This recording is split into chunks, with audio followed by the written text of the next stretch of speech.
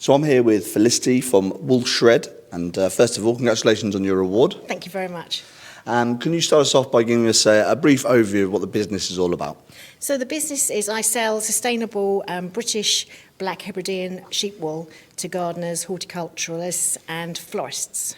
And well, there's a backstory to this as well, isn't there? Because you had your own flock, and so you know a lot about wool and its sort of properties, don't you? That's right, we've got our own flock of South Down sheep, and I was looking at avenues to kind of use our wool, not waste it.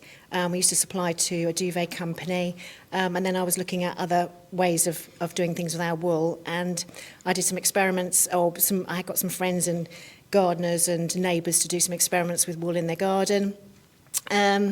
And that they were really positive, but they came back and said, can I supply black wool because it blends in with potting mediums and compost? So that kind of then led on to more investigations and research.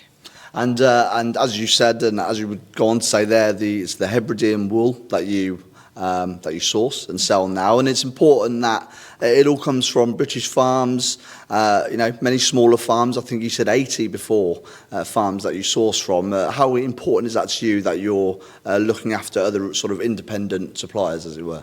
For me, it's a passion. I don't like to see waste. The wool is supplied to British Wool. It's from the batch that I've got at the moment. It's from 80 UK farms. So the transparency is there, and the other word I want to think of, I can't remember. But anyway, it's really good to support other farmers. Mm-hmm. The wool is great. Wool, whatever colour, is great. It's a natural asset in the garden and in horticulture. It's got so many good things that it can do.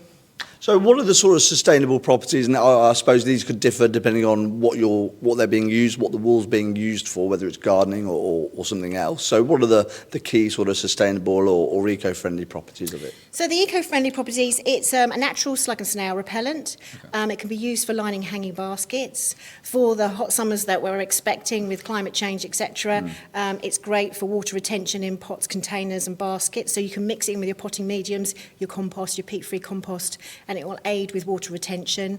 You can mulch with it, so you can put it on over your plants, your vulnerable plants, over winter time.